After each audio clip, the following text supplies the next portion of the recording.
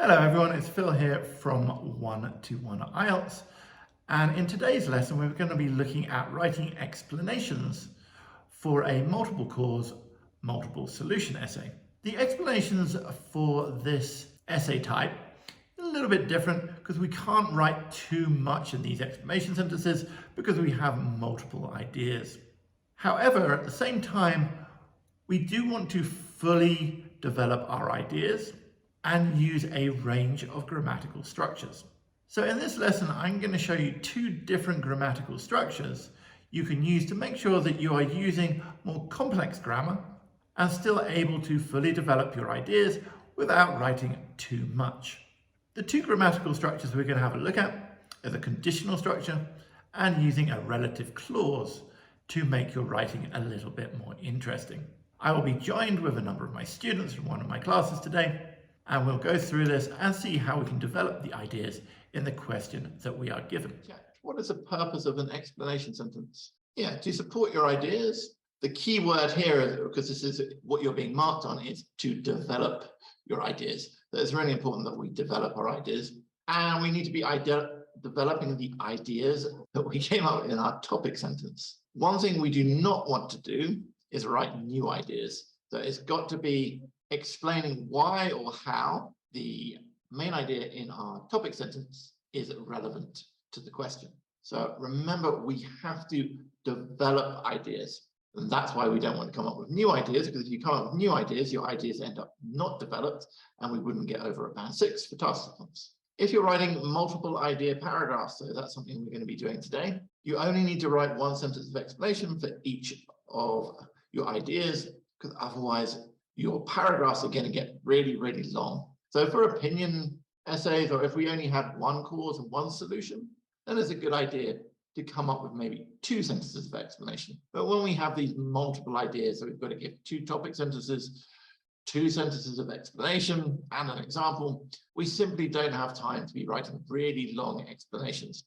That said, although we are only going to write 1 sentence of explanation, is it going to be a simple sentence or a complex sentence? Complex sentence, exactly. So some form of complex sentence. We don't just want to write a very basic simple sentence, because we're just not going to get the variety of grammar structures. We could use conditionals. We could use a sentence which has a relative clause. We can use a compound sentence. We can use a complex sentence.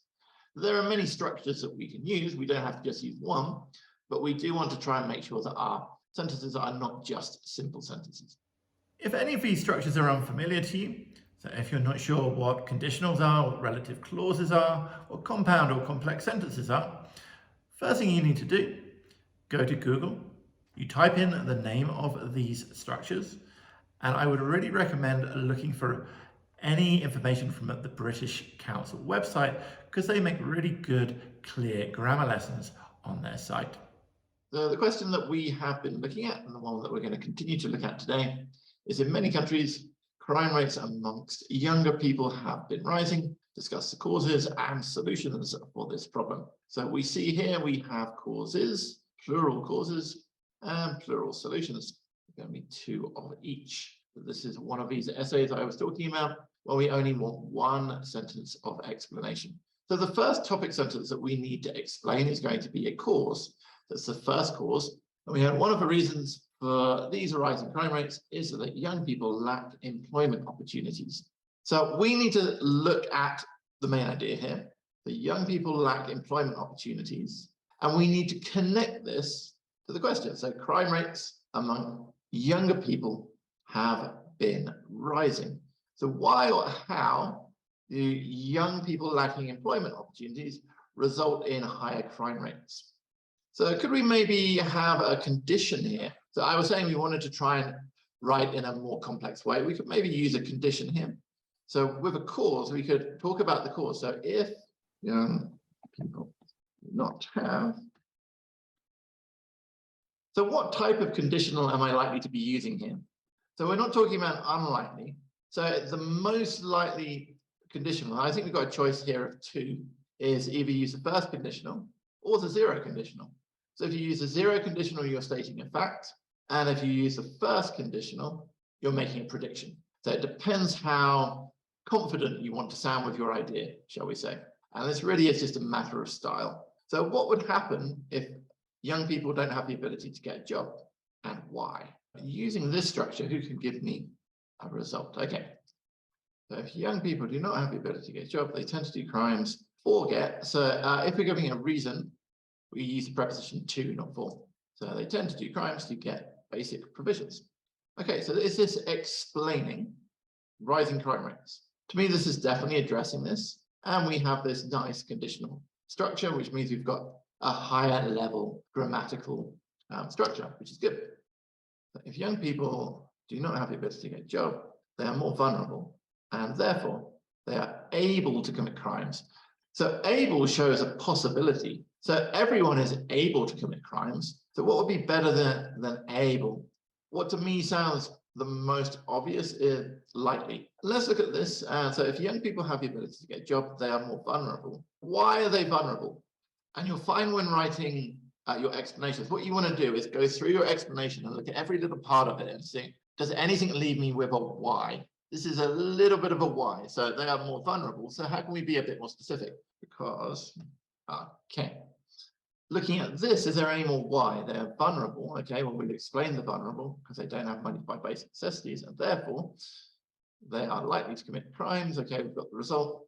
Now I would say this is a very specific explanation of a really, quite complex grammatical structure here. So we've got a conditional. We've also got this because clause in there. So we've got a lot of different things going on in this grammatically. So this would be a really nice explanation. If young people do not have the ability to get a job, they're more prone, to do criminal acts in order to fulfill their basic needs.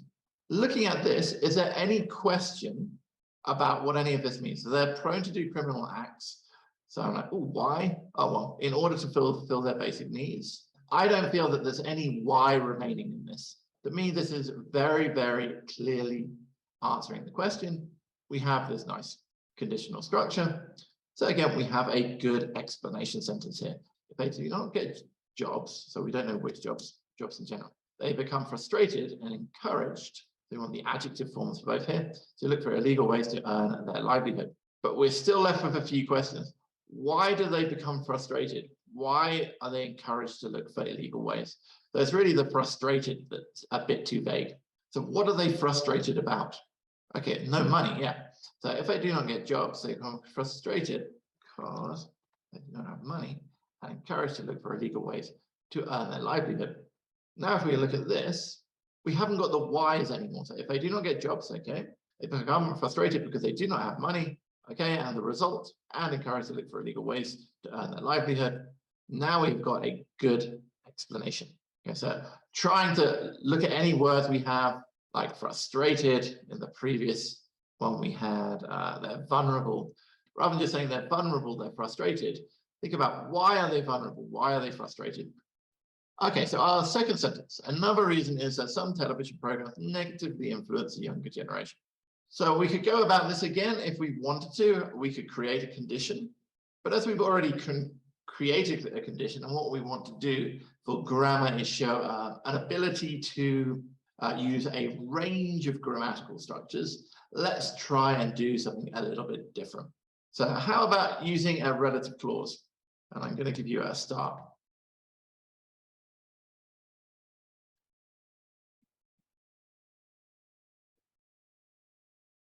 There are many television programs which show how criminal organizations commit crimes and they cultivate violence and bad behavior, which can result in a bad influence for the unemployed young people. Something you've done here is you try to mix the two causes, that they're unemployed and they're young. Let's just leave the unemployed for the first idea. So you can't really result in a bad influence, which can be a bad influence on the young people. We don't know which young people, so we're talking in general, no article. Actually, rather than can be, I think this is going to be better. Can have.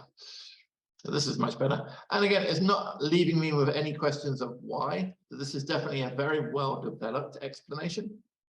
Good luck to you all in your studies, and I hope you're having a great week.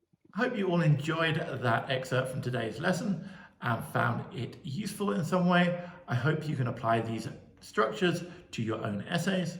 Good luck in your studies, and I'll see you in the next video.